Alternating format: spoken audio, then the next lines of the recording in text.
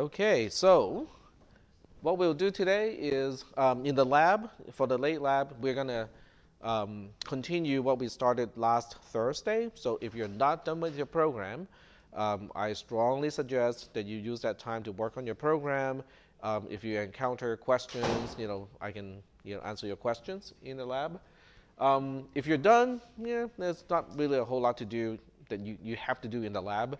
You can study tonight's material in the lab and ask questions about that, or you can kind of go home. Okay, so as far as the lecture is concerned, tonight we're going to have a sample program, and the focus is really just implementing that one sample program. Okay, and it has to do with subroutine calls. Doesn't have many pointers, but it does have the calling of a subroutine to provide a value for a parameter in another call to possibly the same subroutine. Okay? So the first thing we'll do is to write that code in C, and then we'll go ahead and translate that into assembly. And let's see. I have all of these windows that I don't really need anymore. This is from the other class. I'm not going to reuse it. I don't reuse material from other classes, like the Monday, Wednesday class, partly because, I want to start from scratch, because, that's a better way for me to present something because, it's not canned, so it is actually, being done or on the fly. And then the other one is it's just kind of boring to me to use the same material over and over again. So with this class, I'm going to do something a little bit different. So I will do a pound include. This is all C code. So this is just regular C code. There's no assembly component in here. So instead of adding, I'm going to do a subtraction. Okay. So we have a subtract subroutine. It has two parameters, int8 underscore t. We'll call it xy again. Okay, that's fine. Unless you guys are insisting on the proper names like minuend versus subtrahend. No? Okay. X is the minuend, Y is a subtrahend. So the subroutine itself is really easy to implement because it just has one single return statement, which is x minus y. Okay, no big deal. Main itself is relatively simple. Okay. It's a VI habit, using K to kind of go up one line. Int8 underscore t. Main has one local variable. We'll call that J here. Okay. So we'll say J equals to, the result of calling the subroutine sub, which is for subtraction.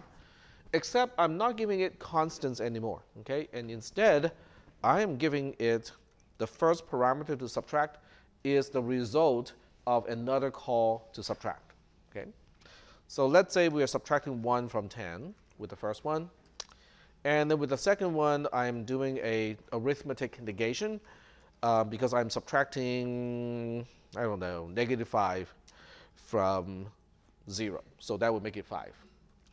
So what do you think is going to end up being stored in J? 10 minus 1 is the minuend. 0 minus -5 is the subtrahend.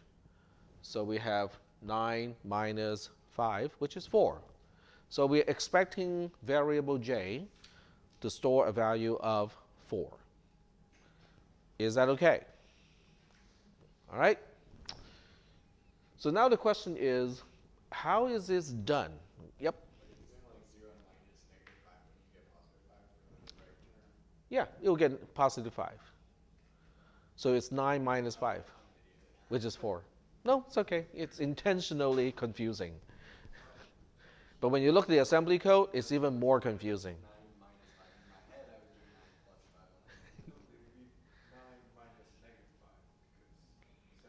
No, it's 9 minus 5. Because you have to call, okay, so that illustrates the ordering of the calls, right? So okay, we'll name the subroutines, we'll say, okay, which one should I call first? Okay, which sub should I call first? We'll call this 1, 2, 3. Okay, just reading from left to right. So which sub should I call first? Okay, say that one more time. 2. But we have to push the last parameter first. 3. So we actually have to call sub 3 first, which is the rightmost. Okay, this one. Okay, let me point to it. This is the one that has to be called first, because it provides the second argument of the outermost subtract call, and we want to push our parameters in reverse order. The last parameter is pushed first. So that's why we have to evaluate this call first. When this is done, we push it on the stack. We push the result on the stack. And then we'll go ahead and evaluate this one. When it's done, we'll push the result on the stack. So that means at that point, the stack has 2 arguments pushed. And then we can call this one. Oops. We can call this one, which is the outermost subroutine call. Whatever that returns is whatever I need to store into J. Is that okay? Well, I can keep saying this, what the C program should do, right? Is it going to do it like that in GCC? That's the question. So the next question is, how do we find out? Run it through the debugger. Very good. Okay, so I think this program looks okay. I don't spot any glaring error.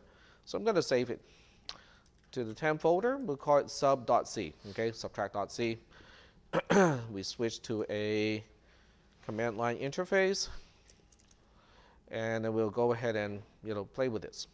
So gcc-g, because we need to include debug information. We can do a warn all. It's going to complain about J being set but not used, which is okay, because we do want to see that sort of warning messages. Okay, exactly. So it complains about variable J of main is set, which means it's initialized, it has a value, but it's never used, which means the value is never read in another expression. So it's a warning because why would a normal program do something like that? Okay, it reflects that either the variable is really not needed, or it is needed and you forgot to make use of it. So that's why, in a normal program, this is not a bad warning. But in this particular program, because, it's just for illustration purposes, it's okay. We'll just kind of go like, okay, we'll let this particular warning through. So now that the program is compiled, we can run it. So we say gdb a.out, which is the default name of the executable when you compile in a Unix/Linux type environment.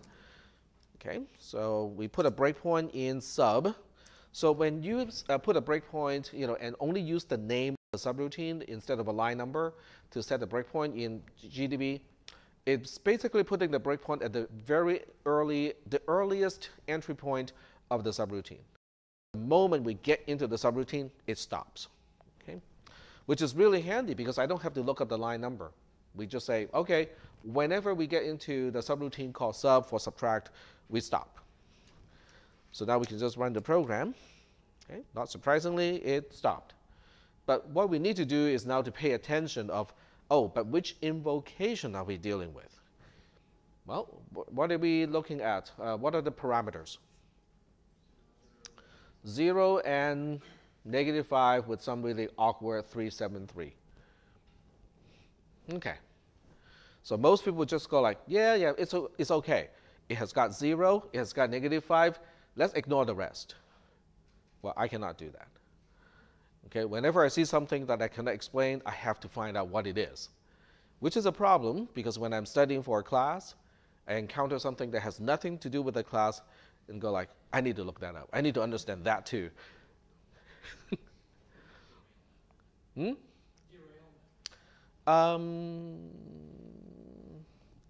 can call it enlightenment when your grade is not important, or you can call it derailment when your grade is actually important. Okay, but in this case, it is actually important because you have taken C and C++ already, so you're supposed to know what is in the quotes. Okay, so what is in the quotes? When you see single quotes, what does it mean? in C and C++? It's a character, right? Okay. So inside the character, we see a backslash. What do you think the backslash is doing here? It's an escape, okay? It's an escape character, which means whatever is following is not really the character itself, but one way of encoding the character, okay? So we see digits, right? 3 digits here. That is in octal, or base 8. So we're talking about base 8 representation here. So if 373 is an octal number, that means the least significant 3 is representing 3 of 1s. The 7 is representing 7 of 8s, okay? And then the most significant 3 is 3 of 64. 8 to the power of 0, 8 to the power of 1, and 8 to the power of 2. So when you add up that particular number, what do we get? Okay, so I'm gonna cheat a little bit here. So 3 times 64 plus 7 times 8 plus 3 itself. What do you think that number is? Somebody's going to say -5. That's got to be -5. Well, I'm sorry, it's not going to print -5. Instead, it's going to print what? Okay, what you can just go through the calculation, yes? Shouldn't that just be like the 2's complement of -5, but not really 2's complement? It's the 2's complement of 5, but as an 8-bit number. Okay, that's what it is. So if you go through mental math, what exactly is, how do we represent -5 as a base 8 number? What is the quickest way to get to it? Okay, we remember 2's complement, right? 2's complement is to flip all the zeros into 1s and then plus 1. But 2's complement it's really a 8-bit way of doing, it's 256 minus whatever we need to flip, right? And what we need to flip is 5. So what is 256 minus 5? Come on, you guys know that answer. 251, right? So I'm guessing this is 251. Well, just by looking at the number or the expression, I think I got a pretty good chance of getting it right because it's an odd number. 251 is an odd number too. Okay? It is, in fact, 251. Because 1's complement is really the same thing as 255 minus whatever the bit pattern you want to flip. Okay? And then the plus 1 is really the plus 1. So 2's complement is really saying 255 minus whatever bit pattern plus 1.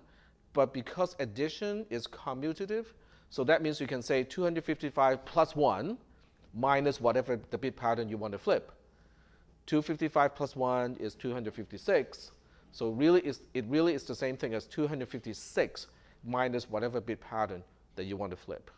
The reason why we have to do it in 2's complement the way we specify is because 256 cannot be represented as an 8-bit number. So we have to split it into 2 halves, not 2 halves, but 2 parts. 255 as one part, and that's the 1's complement thing. And then the extra one, we'll just add that one later. Okay?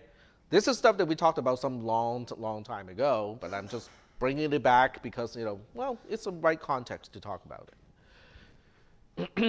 So whenever you see something like this, it means whatever the code is not a printable ASCII code. 251 does not correspond to a printable character.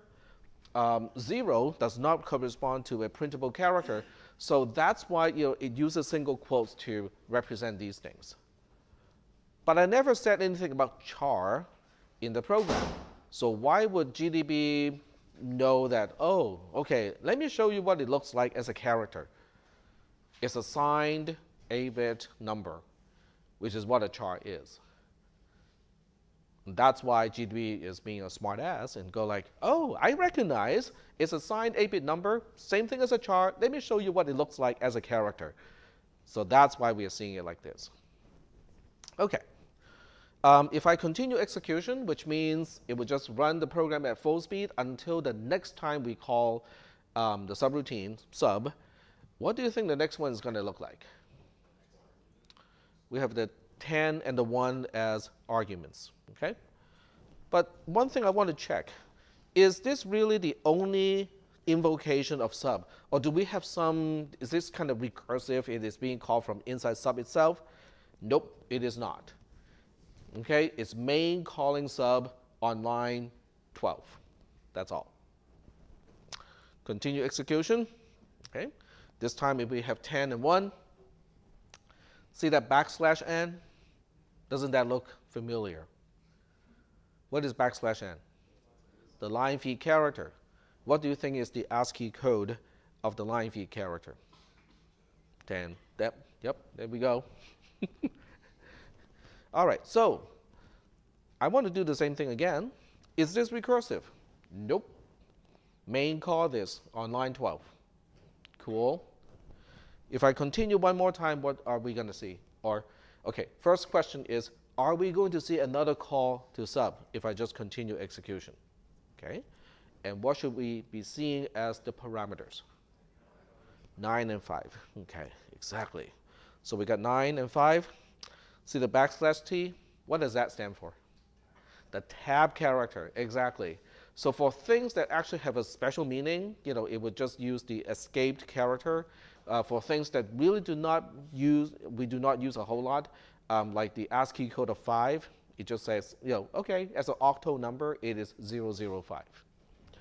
Cool. So if I continue one more time, it's going to go back to main, which I want a single step because I want to know exactly what it's going to store in J, because it is supposed to store 4 in J. So we single step. This is the end of sub, the third time we call sub. Oh, before we do this, let's do another BT. There's no recursion whatsoever. Sub is not calling sub. There's only one invocation of sub at any particular time. Okay, single step one more time. This is back in main. The assignment is done. So we can say, okay, what is J? J has a value of 4. So everything is done. Are we okay with this? Any questions? Okay, all right. So if this is okay, then what we'll do is we're going to implement this program in assembly. So we'll switch back to the C code on one side, and then we'll try to write the assembly code on the other side. So here's mouse pad. And, oh, there we go. Just took a little bit longer this time. Okay. So the usual way we do things is we initialize the stack pointer. Okay, so we say initialize the stack pointer. And then the entry point of main is technically here, but we don't really need this label. Because this label is useless other than for documentation purposes. Okay, this is the entry point of the main function. Okay, so inside the main function, the first thing we have to take care of is the local variable j. So we have to decrement the stack pointer to allocate for the local variable j in main. All local variables, unless you explicitly say it is a static local variable, every single local variable, if it's a structure, if it's an array, it doesn't matter. It is on the stack. Okay. And then the next thing we do is to move on and actually perform these operations. So as we already talked about, we're going to perform this call first. So we're going to have to push -5 on the stack. So we can do LDI A and then a -5, but that's not going to work because I didn't make the assembler be able to deal with negative numbers. Okay, I didn't specify a negative number in the regular expression to deal with this. So we're going to have to use the other representation of -5, the bit pattern. We just figured it out earlier. What was it? 251. 251. That is actually representing -5. Okay, so this is A is now -5. Interpreted, signed, it is -5. Okay, so -5 as an 8-bit number has exactly the same representation of 251 unsigned. Okay, so this is an old topic. We talked about this several times already. I just want to emphasize that we're making use of that in this case. Decrement D, because we are allocating for the parameter, or the argument, I should say argument, because this is from the perspective of the caller. So we're allocating for the argument -5. Now we have to actually store it on the stack. So that's it.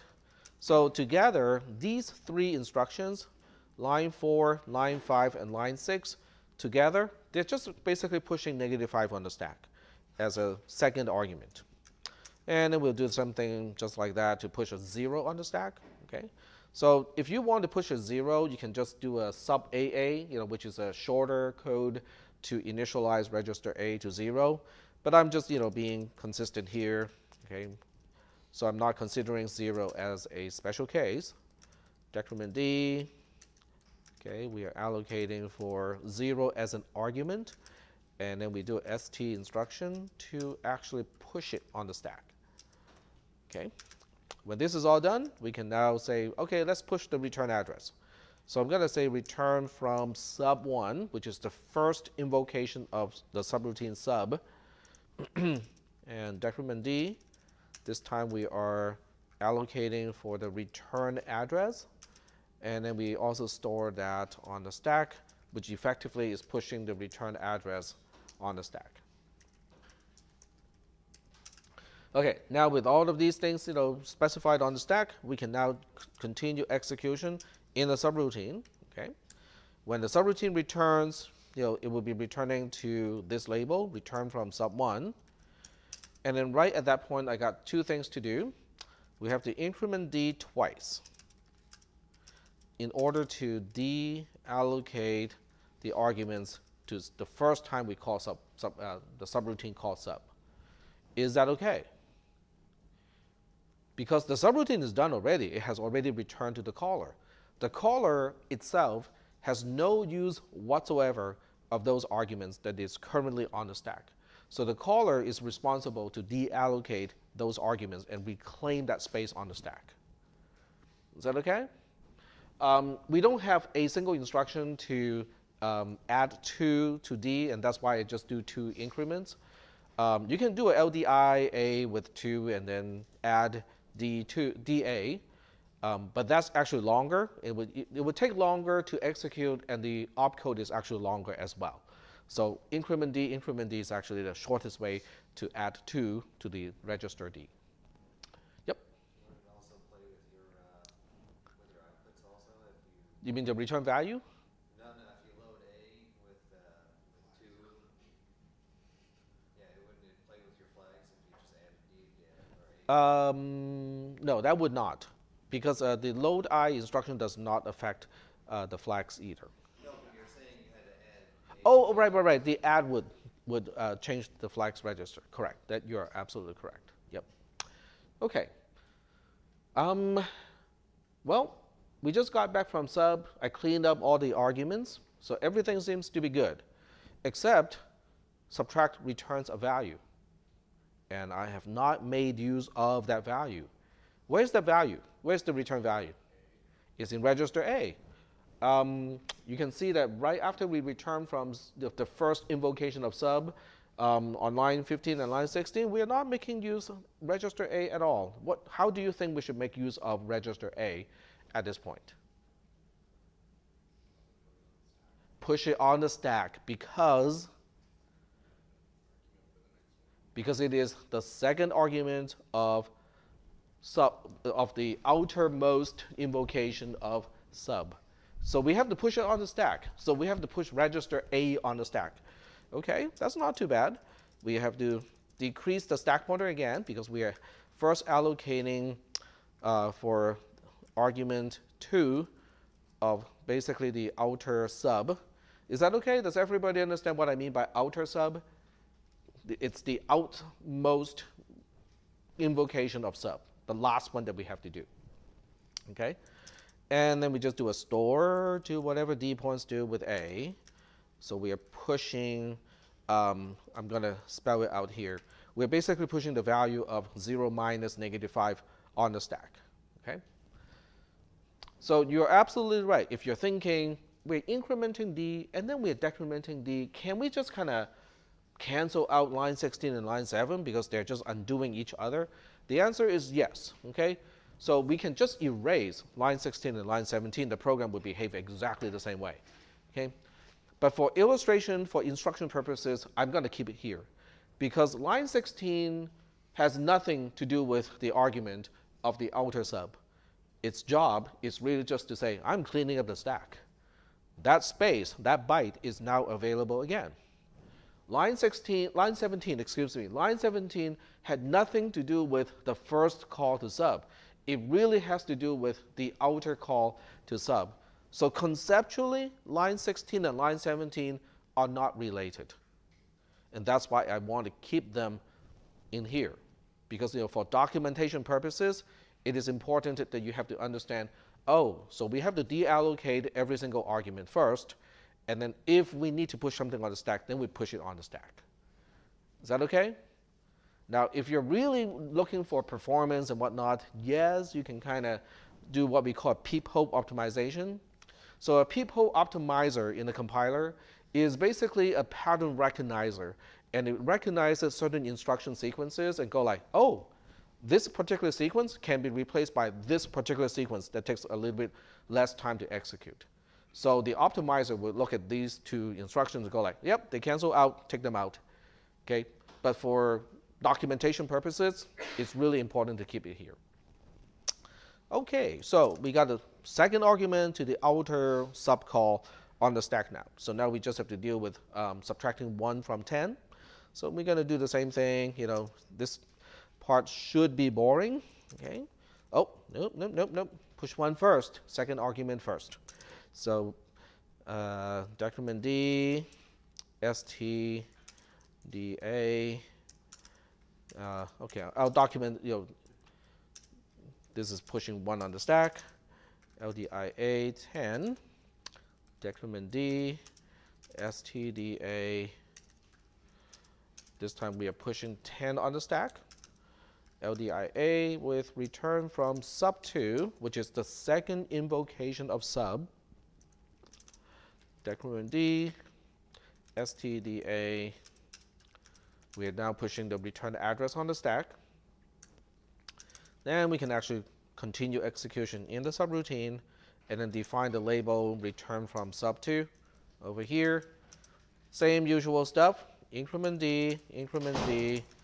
We are deallocating arguments to sub2, decrement D, and then STDA. And this time we are pushing sub10.1 on the stack. Are there any questions?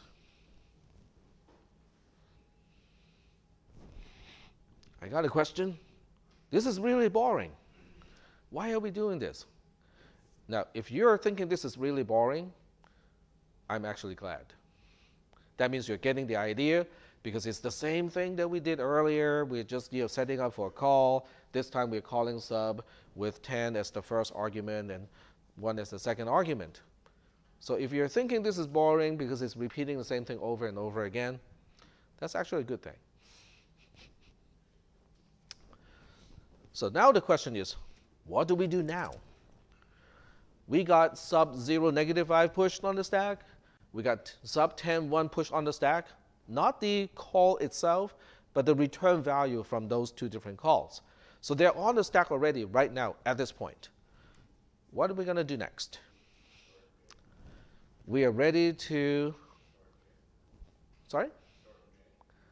Start with, not yet. We only have 2 calls to sub at this point. We are missing the outer sub call. So we have to do the outer sub call. But there are no arguments to push at this point because we already pushed both arguments on the stack already. So we just have to push the return address, do the jump, define the label, clean up the stack, then the right-hand side of the assignment operation is done. Okay? So we'll do all that. So we'll do LDIA with return from sub3. Decrement D, and then we do a STDA, and then a JMPI to sub, and then return from sub3. The third invocation of the subroutine sub is going to be here. Increment D. It doesn't matter which invocation. We always want to deallocate the arguments. So we want to deallocate the arguments of sub3 this time. So the stack should be balanced. okay, because I remember to deallocate every time I allocate for the arguments. The return addresses are deallocated from the subroutine, so I'm going to have to count on the subroutine to do that part. So when we getting back to here, where do you think D should be pointing at?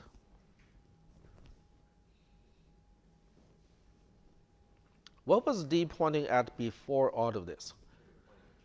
It was pointing at J before. It should be pointing at J now, okay? Which is really handy.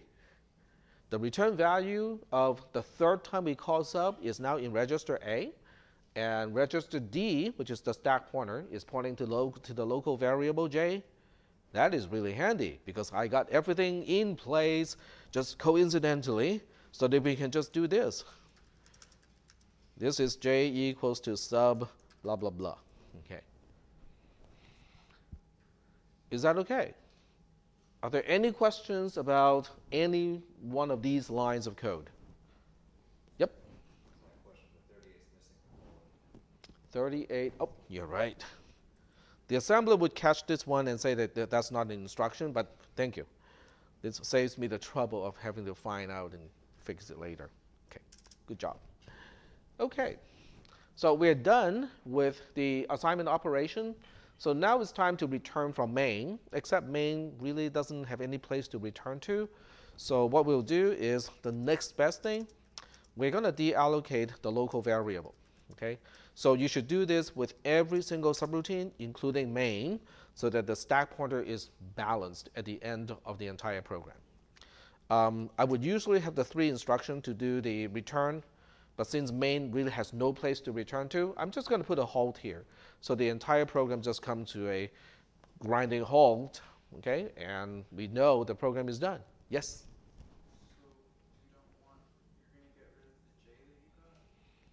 Yeah, because main is done. I mean, on line 13 of the C code, J has no use anymore.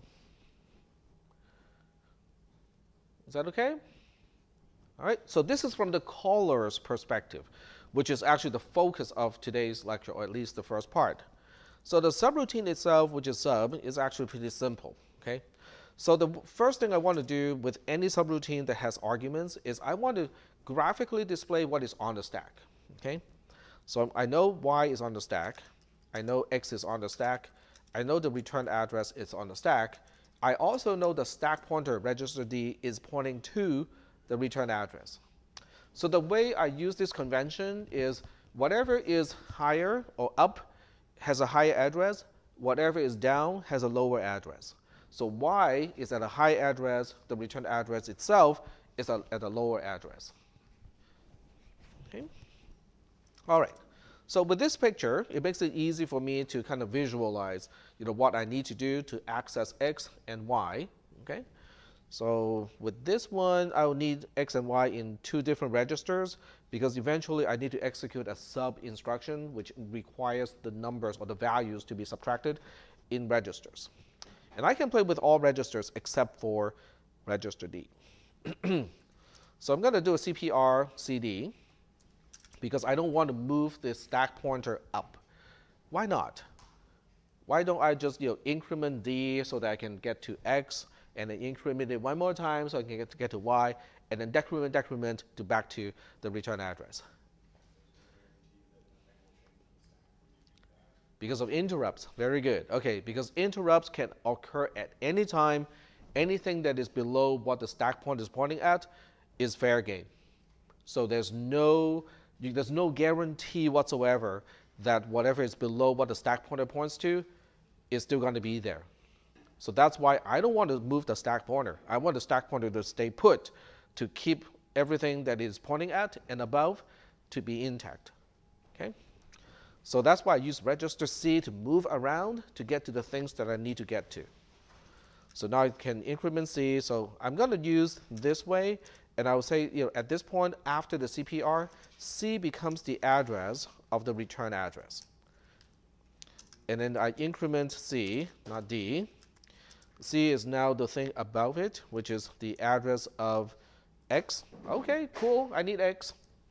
We'll put X into register A. So we'll do LD, A with whatever C is pointing at.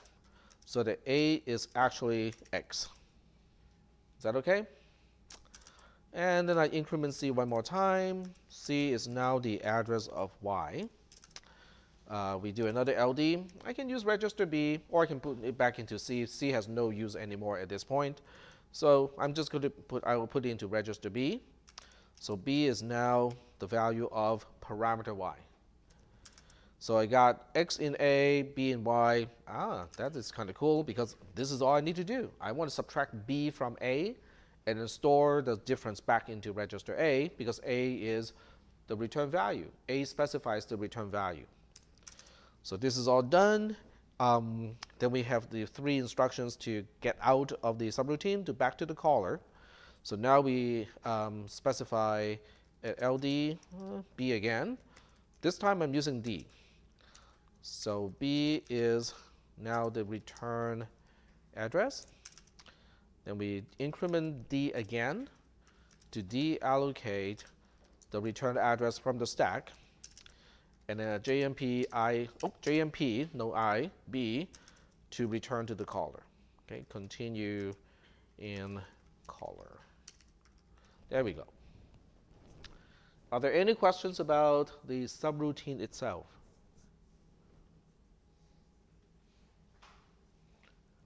No questions about the subroutine? All right. Any questions about this entire program? Yep. Oh, what is like the right time to use JMP versus JMPI? Okay, so the difference between JMP and JMPI is JMP is easy. It really is the same thing as PC equals register B. Whatever register B has, the program counter will get. So we continue execution based on whatever register B has. JMPI is jump immediate, which means you have to specify a constant. And whatever that constant is specifies the address that you're going to jump to. So yeah, go ahead. No, go ahead after you finish. Okay, so the main difference between those two is JMPI always goes to a particular location. Okay, if you do it in a loop or if you, for whatever reason, it's executed multiple times, the same JMPI instruction, unless you self-modify the code and change the immediate constant, which is highly not recommended. the JMPI instruction is pretty static. Okay, if you execute this instruction, you always end up there. You execute this instruction, you always end up over there. Now JMPB is very dynamic because it depends on what is in the register at that time. So and that's why it is useful in a subroutine, because in a subroutine situation, you don't know who is calling you, right? So there's no single place you really should be going back to. So in order to go back to a different place every single time, you have to use JMPB because that gives you the flexibility to do it. Okay. Yep, go ahead. What if, or is it possible to say after JMP, just the regular JMP, if we put like a number, would that be representing like the specific number of the code that it would jump to? Say that one more time. Since like if there's a JMP refers to where the counter, where the PC pointer goes to, right? When looking at the code.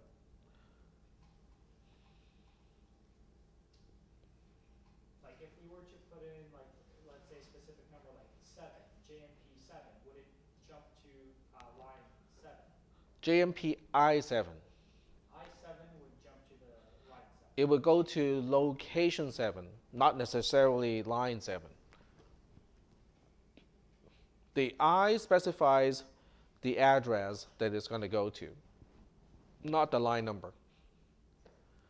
But it has to be JMPI because JMP always requires a register. Oh, this one, okay. Yep. Okay, go ahead.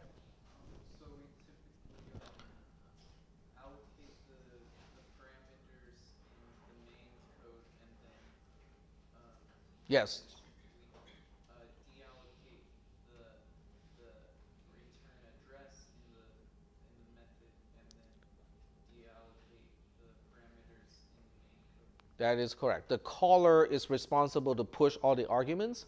The caller is responsible to push the return address. The subroutine is only responsible to pop or deallocate the return address. Then the caller is responsible to deallocate all the arguments. So it's kind of a split responsibility when it comes to deallocating stuff, but for good reason.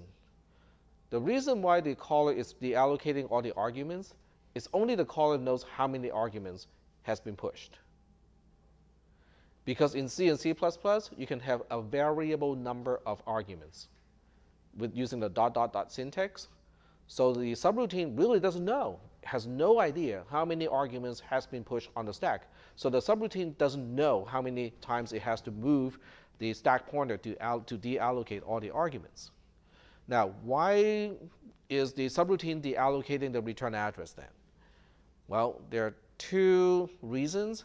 The first reason is in most architectures, these 3 lines of code is implemented by a single instruction called RET or return.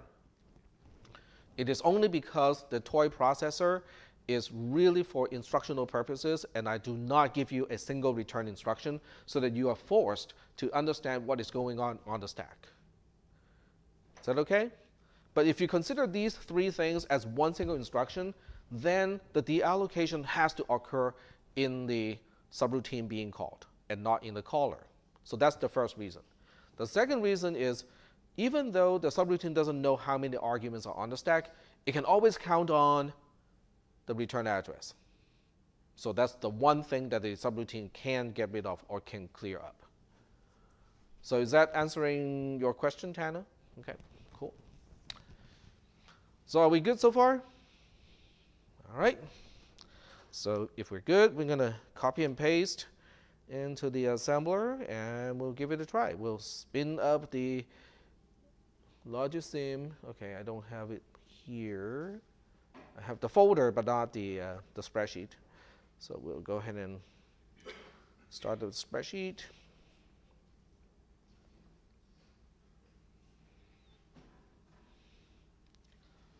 Okay, give it a moment. This is a slow computer, in case you haven't noticed.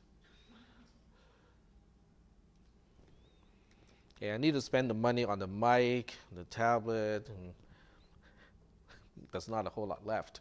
So the computer has to be the cheap one. I mean, it does work, just not as fast as your gaming computer. Then again, it depends on what kind of game you're playing. Pretty sure it will still run pretty good with NetHack. Huh? Yep, you just need a text connection to the computer. You don't need a graphical screen. You do need a cursor control though. So it is still ahead of some of the other games. Okay, so we'll download the CSV file. We call it sub. And then we switch to Logisim. Control R, reset the whole thing. And everything turns blue. Okay, that's because the Logisim has crashed. That's okay. We'll just restart it. No big deal.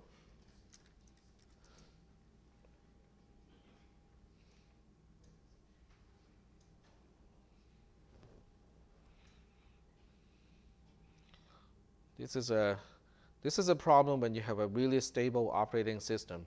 The applications will crap out first. Firefox will chew all the memory, and then Logisim will crash by itself.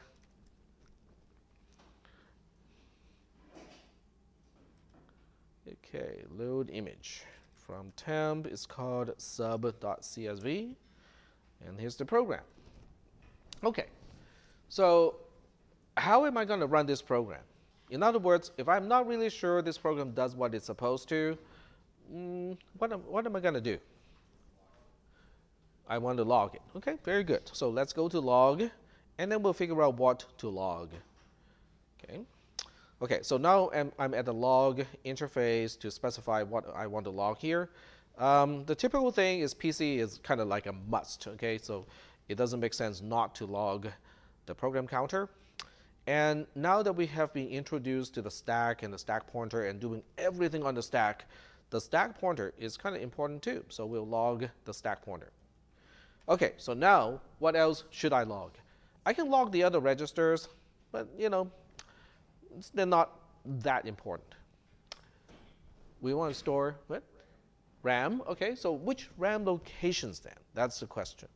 You can log every single RAM location, but that's just going to make the log extremely busy, and it's not necessary. So the question is, how many locations on the stack are we going to use up in this entire program?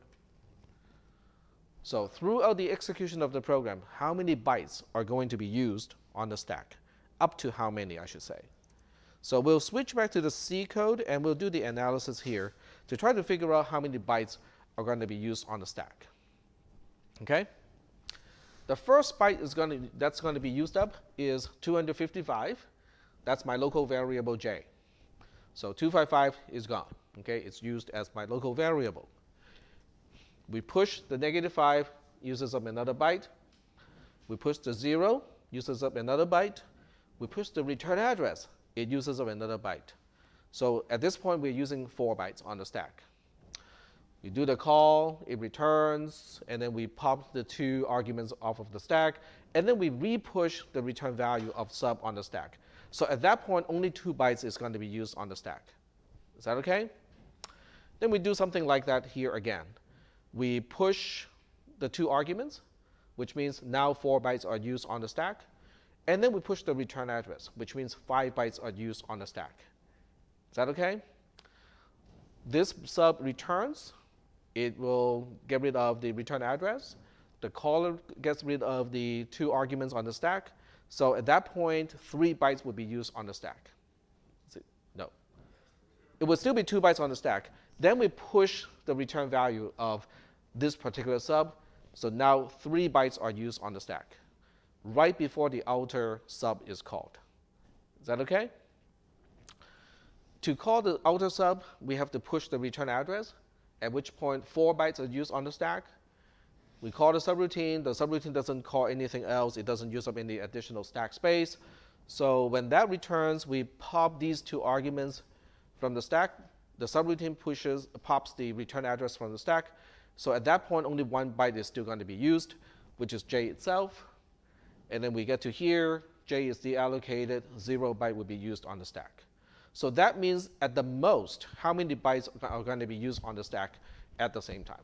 5 bytes. Okay, very good. So when I set up the log, I'm going to set it up to log 6 bytes, just in case. Okay. So if you think it's going to use 5 bytes, log 6 bytes. Just so that we know, oh, how come it's touching that byte that we are not supposed to touch? So it's always good to check that. So we're going to change the radix of all of these. Uh-oh, that's not good. My computer suddenly just got really slow. It's lagging. Okay, so it's not getting too hot. It's getting a little bit warm. This is one of those computers that has no fan because it's designed to work in dusty and sandy environments. So it has no fan, which is cool from the perspective of, you never really have to clean out the heat sink and, all the dust. But the bad thing is, it can only dissipate so much heat because it's all dissipated through the casing of the computer. The entire computer case itself is a gigantic heat sink. Cool. Okay, so now we go to File, and then we click Select, because I want to log everything in a file. So sub.tsv is the name of the file.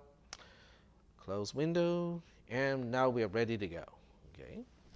So control case, runs the program. We are waiting for it to get to the halt instruction, which it is now at.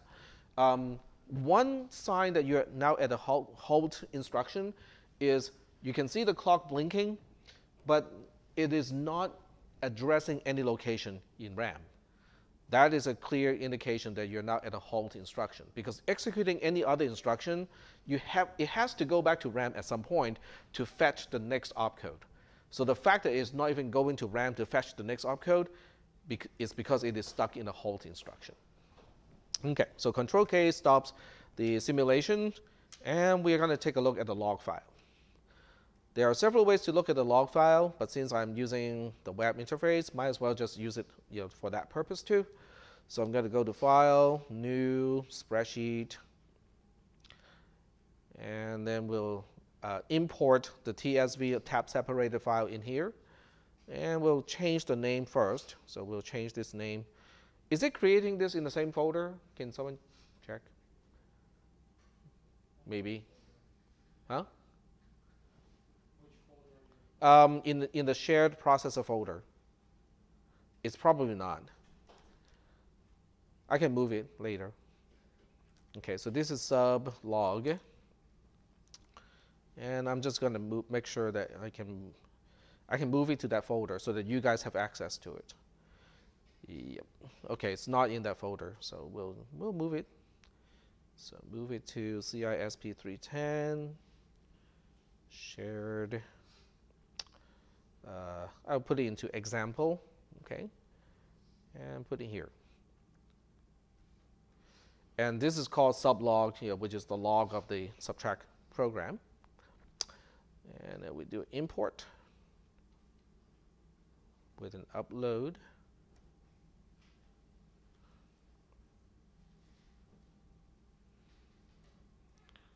Right here.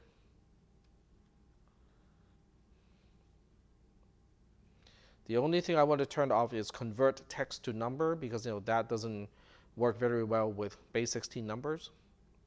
Everything else you can just kind of use the default. Okay, open now.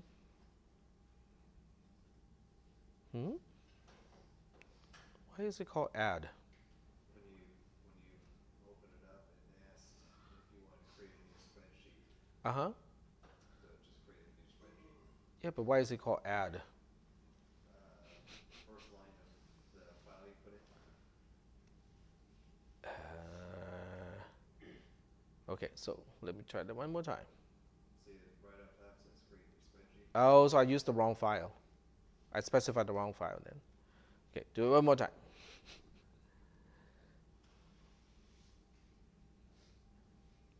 Okay, upload sub.tsv. Okay, I clicked the wrong file, most likely. That happens. Okay, so this time it's sub.tsv. And there we go. Okay, cool.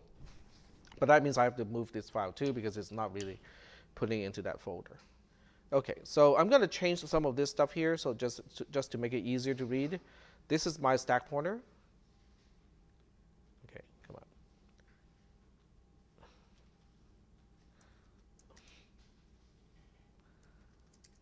Okay, that's the stack pointer. And this is RAM location. I'm just going to use 250, and it's understood that it is location 250. It's being very, very slow right now.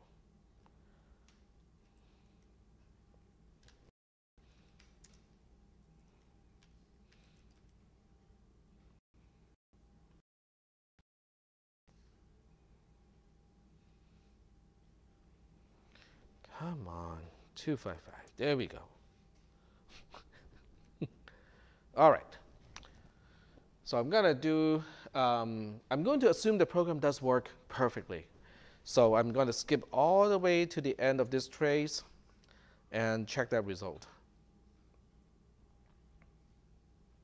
This is very, very slow. Okay, if it is that slow, I think something is not right. So what I'm going to do is I'm going to kill all the Chrome instances. Okay, that's not killing this one. OBS is taking up a lot of resources, but that's normal. And Chrome is not getting killed yet. The hard drive light is blinking like crazy, so I think it is attempting. Okay, there we go.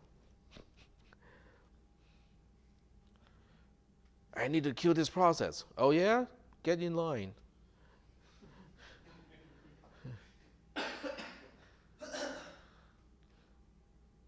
Okay. Yeah, that's really, really annoying.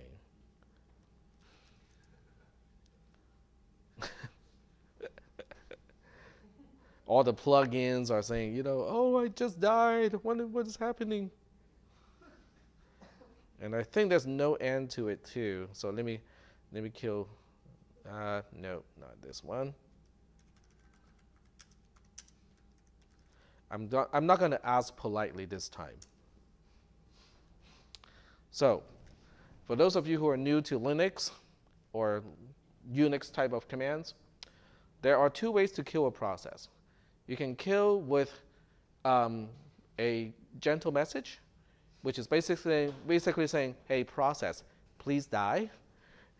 Or you can kill with a -9, which is basically just, you're not even asking. So the problem with asking first is Chrome received the message, the request to commit suicide, and then Chrome goes like, oh, wait, I cannot do this just yet. All of these extensions, la la la la. So it kept popping up those messages, as a result. So kill -9 is basically saying, no, you die now. So it didn't have a chance. It doesn't have an option to say, I will get to it, but first I need to finish this cup of tea. No. I use that example because I watched too many movies of Pirates of the Caribbean over the weekend. And somehow Jack Sparrow just kind of got stuck in my head, which is not a pleasant thought. It's also interesting how Disney made so much money out of a pirate movie, but when it comes to other people pirating its pirate movie, it's not very happy about that. So pirates are good, but not good. Well, what do pirates do? Piracy, right?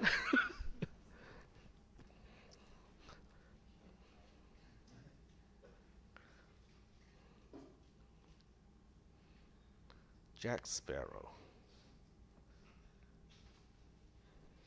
Yep, I'm just reopening Chrome right now. So this time it should be okay. Yeah, we can restore. That's the nice part of keeping everything on in the web. It's just always there. Okay, so I'm going to read this, like the way my son reads his novels, which is skipping all the way to the end. Find out the ending, and then he'll just go back to the middle, like some random place, and finish reading the book. Talk about non-sequential learner. And no, he did not get that from me. Okay, so that's the end of the whole trace.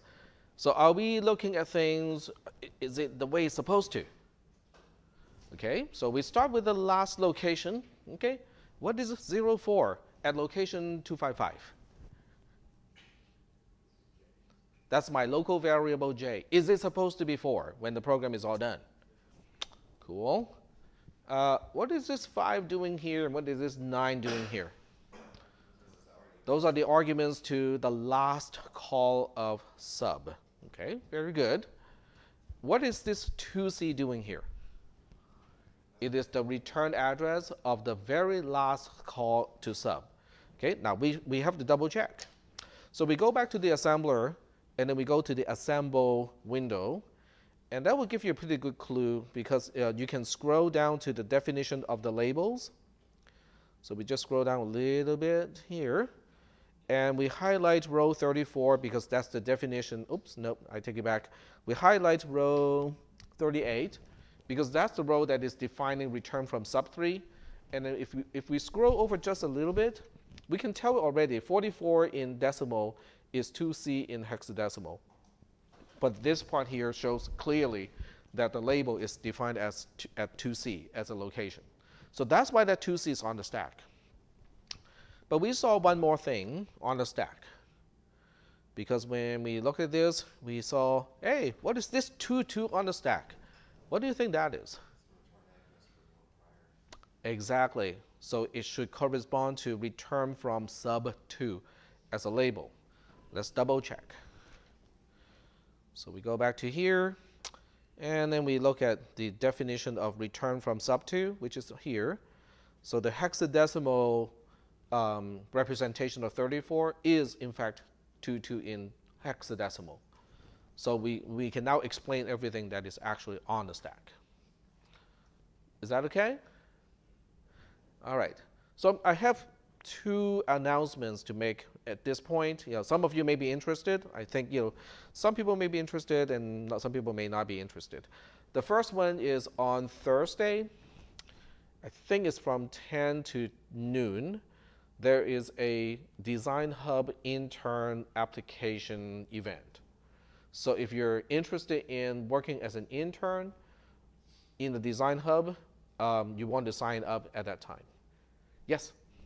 For those that are interested, do we head to the Design Hub lab, or is there a different location place? The location of that thing is not at the lab, so it's not in the Design Hub. I think they were doing it some other place. I cannot remember exactly where. Let me see if I can find it. Does anyone know? That's why I asked. Okay. Well, I'm asking the class as a whole. So they have, it's kind of like a career fair, but it's really just for that purpose. Okay, let's put Design Hub in as one word. Oh. Okay. Okay, Design Hub. Okay, intern job description, job application. That's a link to the form. So I don't know for sure. Let me check my email. Okay. Let's see. Look for intern. Okay. Design Hub intern recruitment, April 19th, and that's Thursday. Not tomorrow. Sorry, I misspoke. It's Thursday. I'm looking at it right now. Link to the flyer and presentation. There we go. And we'll zoom in.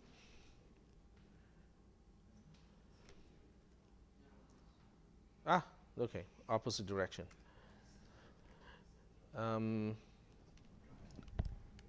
Okay, it says right here from 10 to noon, it's going to be middle mezzanine of the student center.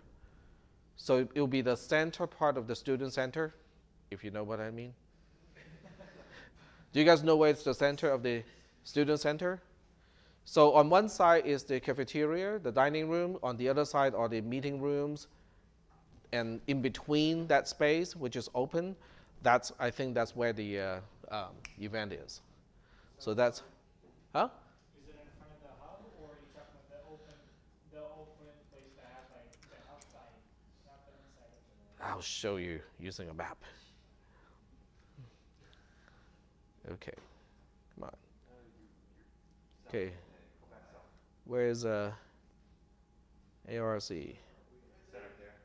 That's the green that is on the screen.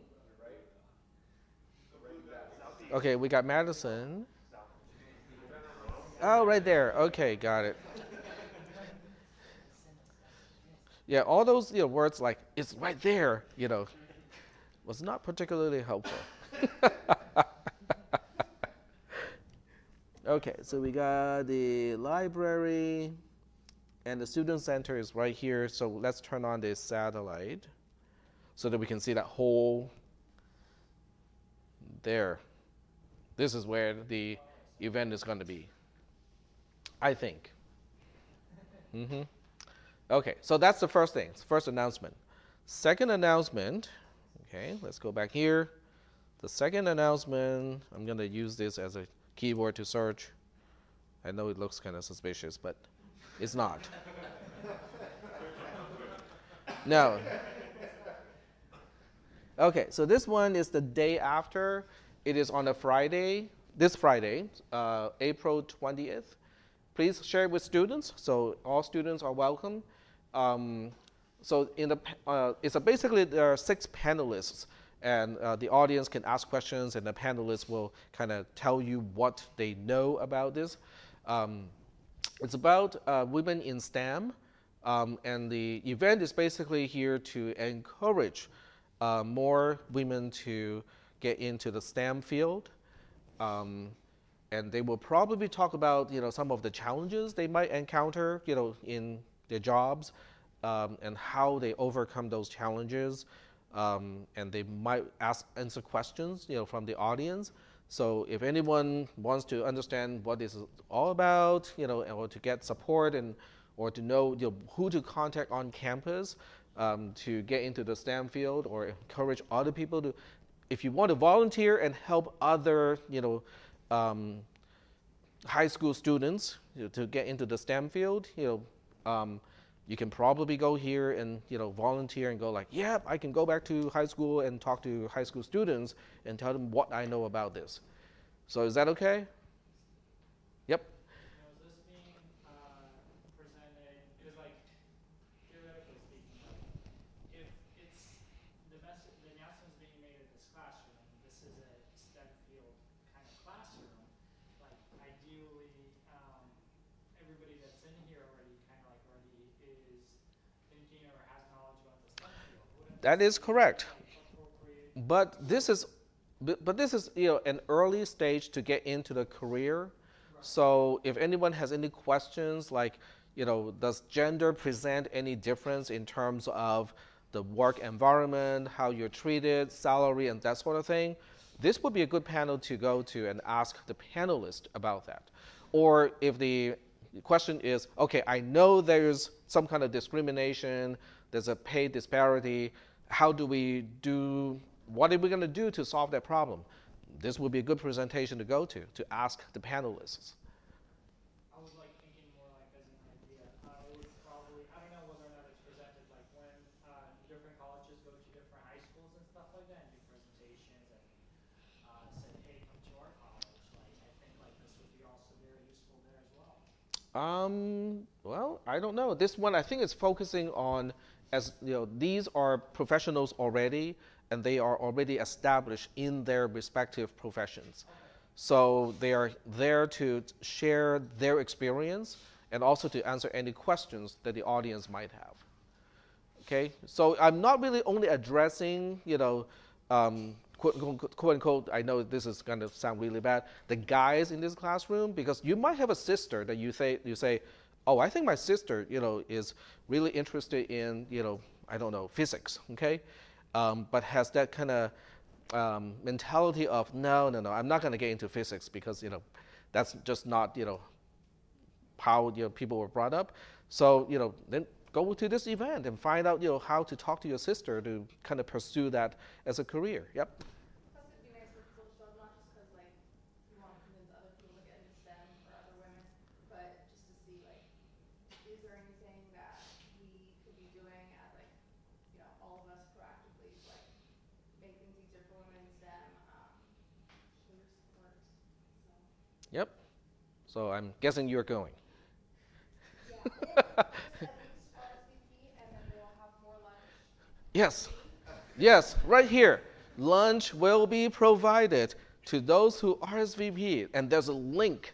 Oh, okay. You guys don't have the link, do you? Okay. All right. Fine. I forget. Okay. It's on Friday from 11 to 1. From 11 to 1. So I'm going to click on this link here, and then we'll copy.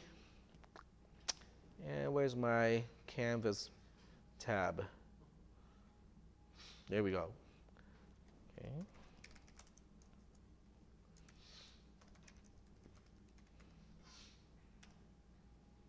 I think so. Yep.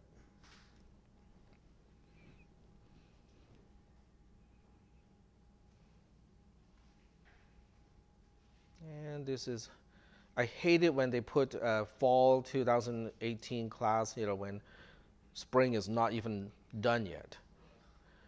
Just, is it happening to yours too? No? Yes? No? Okay. Okay, go to announcement. Put up as an announcement. So women in STEM. I'm just going to be lazy and put the link over there. I think it automatically turns it into a hyperlink. If not, you guys know what to do with it, right? Just select the whole thing, right click, open link, that would do it. Okay, there we go. So now it's in your mailbox. Okay, just 2 announcements, that's all. So are there any questions at this point? We got 8 minutes left, which is great, because now I can start to show you wacky programs that you cannot debug. Even if you're a really good C, C++ programmer, you still cannot debug those programs based on the symptom. Okay? So with this one, I'm going to reuse the program that I did on the other day. Not because I'm lazy, but because it does involve some experimentation to get to the tweak that I want. So I'm going to look into badstack.c. Yep. This one is kind of fun. So you look at this program, really simple program, right? G doesn't do a single thing. F has a local variable A, which is an array of 2 64-bit unsigned integers. And it only has 1 line of code. It goes to element 3, which is the 4th element in the array, and says, we'll just subtract 40 from that particular 64-bit number. Okay? Then you go like, but the array only has 2 elements, and we're trying to access the 4th element. So the first question is the compiler going to complain and go like, well, you're trying to index out of bound, and nope, cannot do this. Okay, compile time error. Nope, it's not going to happen at the compile time. So at runtime, okay, if this program is written in Java or Visual Basic, it will just stop on that line where the cursor is, and it's going to pop up a little dialog box on the screen and go like, you're attempting to index an array out of bound and no good, going to crash. Not crashing per se, but it would just give you an exception that is not handled, and it would just give you a full trace of how you got to that point, all the line numbers and whatnot, to help you debug your program. What do you think a C program would do? It would just pretend that A has enough elements, go to the address. If A had 4 elements, it would go to the address of the 4th element and then decrease it by 40. Well, but we know that A doesn't have 4 elements, right? So it's going to go to some location and just say, well, we'll just pretend that that is A bracket 3, and we'll subtract 40 from that location. Is that okay?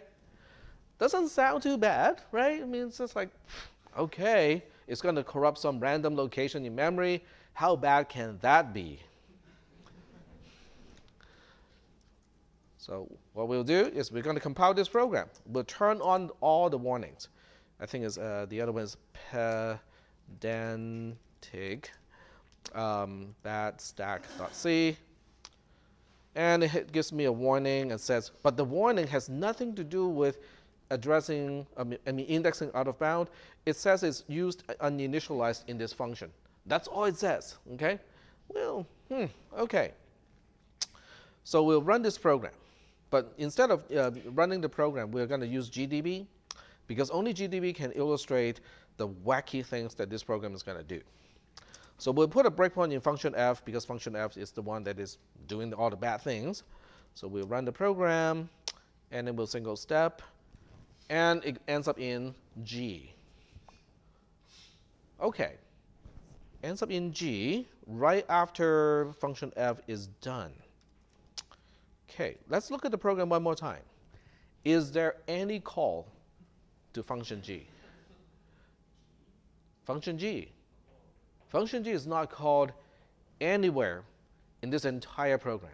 Yep? You just overwrite the return address? Yes. I overrode the return address. So the return address is supposed to be here. But by experimentation, I figure out that the address of G compared to here is off by 40. So when I tweak it by 40, it just go back to G. So even if you're an expert programmer in C and C++, but if you don't understand what is on the stack, like the return address and many other things that are actually really important, you wouldn't be able to explain the behavior of this program. Okay? But you will still point to this program and go like, well, it's pretty glaring here that we are trying to access an element of A that does not exist. Well, yes, but that's only because I made it really obvious. But in an actual program, you might have a loop, right, that is incrementing an index, and in one of the iterations, it stepped on the return address and corrupted it. So when you look at the program, it is not in your face. Unless you analyze the condition of the loop, when does it exit, how the index is going to change, unless you go through all of that stuff, you wouldn't be able to tell. And then the worst part is, it goes to a subroutine that is not being called. Okay? In this case, it's pretty glaring because, oh, nowhere in this program am I calling G, so if I end up in G, something really bad must have happened on the stack. But what if G is actually called somewhere in main or somewhere in some other subroutine? You suddenly end up in G and it's doing some crazy stuff. How are you going to debug that program? Now, if I change this minus equal to 40 to 5, it's equally baffling. So let's go ahead and run this program and figure out what that is going to do.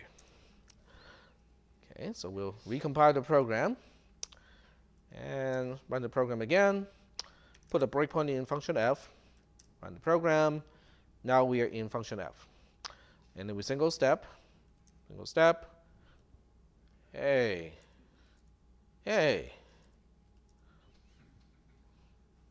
There's no loop in main, is there? Last I checked, there was no loop. It called f once, and then it is done. What is going on here? I overwrote the return address, and I decreased it by 5, which just so happens to be the length of the call instruction. So the return address is rewound by 5 bytes back to the call itself. So instead of returning to the instruction following the call, it is returning back to the call itself. So effectively, it became an infinite loop. Is that okay? But unless you are familiar with how the stack is being used and know that, wacky behavior like this has to do with stack corruption, it is extremely difficult to find out what's happening in a program and how to find where the problem is. Yep? It's still doing all the deallocate on the return, right? Yeah. Oh, yeah. Putting too much stuff on the stack. Oh, it's not putting too much stuff on the stack. It is doing a proper return. It's just landing at the wrong spot. Which is, but it depends on where it's landing, because it can land not only on the call itself, but a few instructions or a few statements before the call. Then it gets even more mysterious. Especially if this thing is actually in a loop, then you cannot really tell, is it really the loop not exiting because of the condition, or is it because of the stack pointer, or not the stack pointer, but because of the return address getting hacked. So it goes back to a certain location. It is also in a loop. So you can end up with all kinds of confusion like that. Is that okay? Now, I cannot illustrate or explain in this class, but there's one more register that is pushed on the stack. It will give you even more weird symptoms. You call a subroutine. The subroutine is corrupting the stack in a certain way, but the subroutine itself is not going to crash. It will properly return to the caller. When it's back to the caller, you will find that all your variables are off. What do you mean by off? Variable x becomes variable y becomes variable z. Everything is just off. That can happen as well. I cannot explain that in this class because we have not been introduced to what we call the base pointer or the frame pointer. Okay? But when you corrupt the frame pointer, then the caller is going to be the one that is going to do all the wacky stuff. And the symptom can be very strange. It is not like a single variable is corrupted. It is as if everything has shifted the position by one variable. So when you see that kind of problem, it's like, I just got back from a subroutine, but every single variable is off by 1. You have a stack corruption problem. So without understanding the structure of the stack or how the stack is used in the C program, those symptoms cannot be, they're useless. Because there's no way you can actually diagnose the program and know where to look when something like that happens. Is that okay so far? Yep. Don't we have that same kind of problem if we accidentally incremented or decremented our stack pointer by 1, but we're still trying to use it as offsets to get to locals or parameters? Yep. But the compiler doesn't have problems, doesn't make bugs like that. The compiler will properly balance the stack, make sure the stack pointer is resumed and blah, blah, blah, all that stuff. It is the code, it's the C code itself that is causing the corruption. And that makes it even worse because your program is actually proper. The code that you look at, it does everything correctly with the stack, except the C code itself is causing the stack overflow, not stack overflow, but stack corruption. You're basically overwriting certain locations on the stack that is really important for returning for the base pointer and stuff like that, that is causing really weird symptoms that otherwise cannot be explained. How many people have seen problems like this before?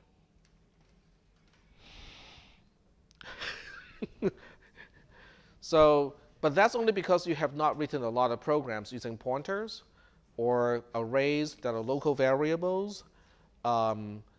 Because once you start to use pointers and pointer arithmetics, particularly, these problems can happen at a pretty high frequency.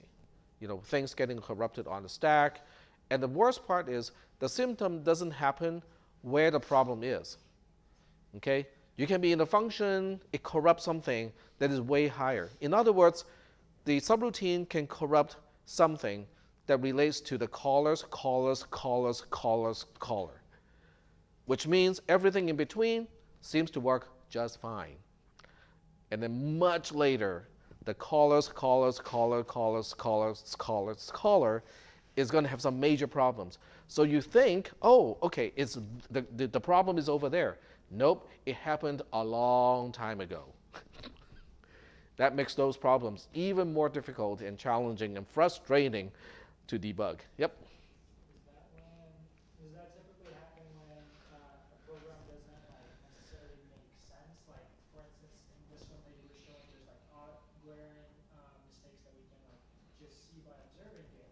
Is that typically a stem from there, or could it be a That's one. functioning program and then somewhere down the road some kind of corruption like that? It is all about accessing an array out of bound, and that array is a local variable. That is the key. So that means, when you look at string functions like this, it can cause stack corruption.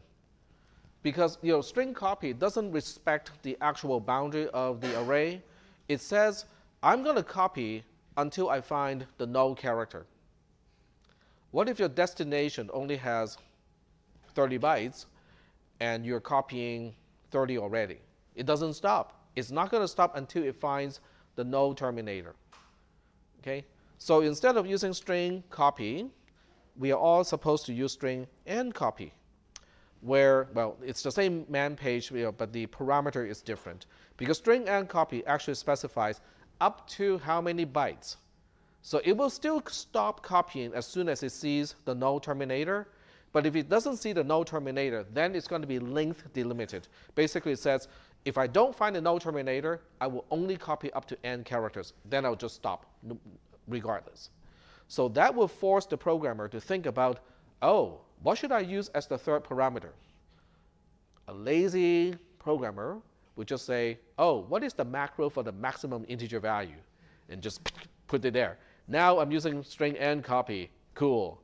But that defeats the whole purpose of switching to string and copy instead of string copy. This is why stack corruption happens.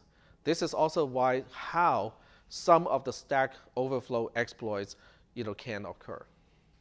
So maybe next time I'll show you a program and I'll show you how to hack that particular program. According to the DMCA, or the Digital Millennium Copyright Act, it is actually illegal to try to circumvent copy protection mechanisms and reverse engineer and all that kind of good stuff.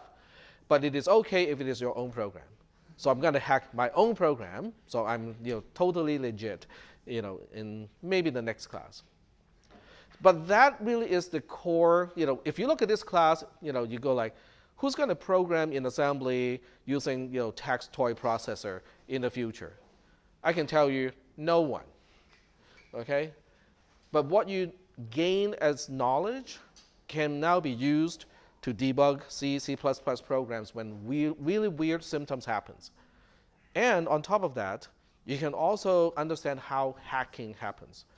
Okay, how do people hack a program? How do you send a packet to a server and make it crash in a certain way to give you access, unauthorized access to certain parts of that server? Give it a packet to overflow portions of the stack in a certain way so that when it returns to a portion that it is not supposed to go to. That is how some of the hacks happen. Some of the exploits happen like that. So is that going to be useful? Well, let's leave the nationality out. Spies. Okay. No, but it is extremely helpful because, do you think, corporations are interested in people helping them to secure the software that they're going to run on servers? And how are you going to do it? If someone says, if you can have a way to check my server software for potentials of exploits, I will pay you this chunk of money. You say, I want your chunk of money. How are you going to do it, right? Understanding this stuff really helps. Okay, so I'm going to end the class at this point with that. I just thought that these examples are really kind of cool to show now that we understand how the stack is used for local variables and stuff like that. So it's kind of related, but it kind of shows you, something that you might not have considered before. So now you know all this stuff. It's really cool stuff. I like.